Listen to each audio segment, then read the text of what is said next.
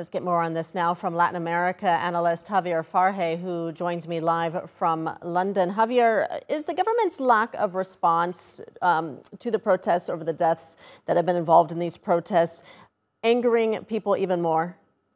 Yes. I mean, for the president to say that some workers have been blackmailed into joining the protest is going to make things even worse, because she has shown no evidence that this is the case. Now, your reporter mentioned the General Confederation of Peruvian Workers, the biggest confederation of trade unions in Peru, and its Secretary General, Gustavo Minaya, has already said that President Boluarte has lost legitimacy to preside over the transition for a new government.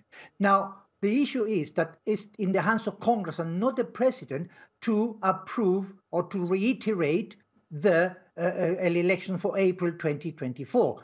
The initial proposal that she sent to Congress was 2024, and she moved that to December 2023. Congress decided to accept only the 2024 choice. Now, that has to be reiterated by a new session, or a new period of session, which is supposed to start in February, and some political parties within Congress are starting to be reluctant to accept that. That's going to make things even worse. So, in fact, President Boluarte can only send the proposal for early elections to Congress. It's up to Congress to actually approve this. If they don't, the situation is going to get really bad, because now the target of the protest is actually not only the president, but also Congress. People want Congress out of the way, and they want a new election in Peru at the moment. And President Boluarte's accusation that some workers have been blackmailed without showing any evidence will make things only worse. Today, the Confederation of Workers has called for the take of Lima. This big demonstration is going to start at 3 o'clock in the afternoon, Lima time, around 8 o'clock in the evening, GMT. And that's going to be a test of how far these demonstrations are prepared to go to force the government to change their mind. Dina Boluarte says that she will hold talks with protesters in Lima. Do you believe her? Have you seen any evidence of her making an effort to try to reach out to protesters? And how and when would that happen?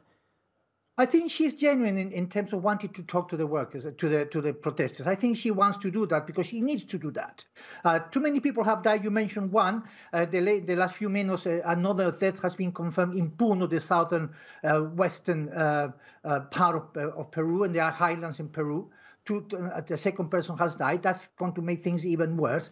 I think she wants to talk to the demonstrators. The question is whether demonstrators are prepared to talk to her. Now, the issue here is not only early elections, not only Congress, not only her legitimacy, but also all those people who have died, and many people want justice for those demonstrators who've been killed by the police. Now, the Inter-American Commission of Human Rights have demanded an investigation of this death. That means that they have suspicions that these deaths were sort of unlawful. So the only way President Boluarte can probably sort of seduce the demonstrations, if that is the right word, to talk to her, is that she promises justice for the people who have died, but also to put pressure on Congress so the elections happen in December 2023 and not April 2024, because the situation is getting worse and worse, and Congress has to do something about that. All right, Javier Farhay in London, thank you.